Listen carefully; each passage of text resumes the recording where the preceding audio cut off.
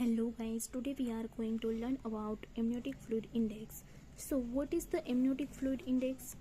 इसमें क्या होता है? In this maternal abdomen divided into 4 quadrant under USG from xiphoid to symphysis pubis. For example ऐसे देख लो, ये जो है ये मदर का xiphoid है और ये जो है ये सिम्फाइसिस प्यूबिस है। ठीक है, अब यहाँ से लेके यहाँ तक हम जो मदर का एब्डोमेन होगा उसको 4 क्वाड्रेंट में डिवाइड करेंगे। ठीक है, अब जो पहला क्वाड्रेंट होगा उसको हम बोलेंगे DVP1, माने कि deep vertical pocket 1, deep vertical pocket 2, deep vertical pocket 3 and deep vertical pocket 4। ये जो एक पॉकेट होगा उसकी कितनी होगी लेंथ? 2 to 8 सेंटीमीटर होगी। ठीक है, ऐसे सबकी मिला के कितनी होनी चाहिए? नॉर्मल 25 सेंटीमीटर होनी चाहिए। फिर क्या है? Major length of each deep vertical pocket, मतलब कि एमनियोटिक फ्लूइड इंडेक्स हमें मेजर करने के लिए हमें सबसे पहले क्या करना है?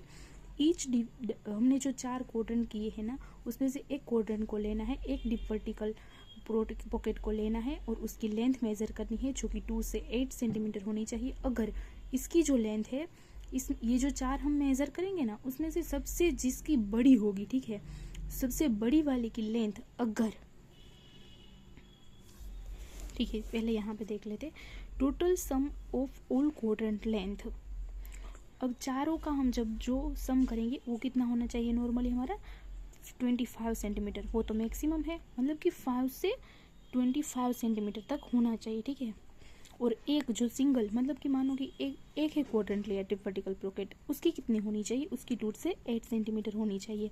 अब हम देखेंगे कि if total length of all deep vertical pocket is more than 25 centimetre और length of largest deep vertical pocket is more than 8 centimetre, मतलब क्या बोल क्या रहा है? देखो, जैसे कि फॉर एग्जांपल हमने एक डीप वर्टिकल पॉकेट लिया, उसकी लेंथ मेजर की। ठीक है, उसकी लेंथ जो है ना वो कितनी हुई? 8 सेंटीमीटर से ज़्यादा हुई, या फिर ये सबसे बड़ा वाला है जो, या फिर इसमें से कोई भी बड़ा है, वो क्या आया? 8 सेंटीमीटर से जो ये ज़्यादा आया। ठीक है, तो क्या होगा?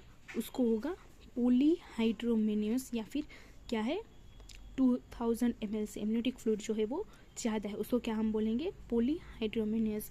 मतलब कि एक जो इनमें से सबसे बड़ा होगा, सबकी हम मेज़र करेंगे सबसे पहले लेंथ, इसमें से जो सबसे बड़ा लेंथ में होगा जो कि 8 सेंटीमीटर से बड़ा होगा, और इन चारों की जो हम सम करेंगे वो 25 से ज़्यादा होगा, तो हम क्या कहेंगे इसको क्या है? पॉलीहाइड्रोमेनियस है। ठीक है, फिर अगर इसी में अगर हम देखेंगे कि ये जो सबका हमने सम टोटल किया, ठीक है, वो क्या हो रहा है? 5 सेंटीमीटर से भी कम हो रहा है, तो क्या होगा? ओलिगोहाइड्रोमेनियस, या फिर 2000 ml से कम होगा उसमें एमनियोटिक फ्लूइड है।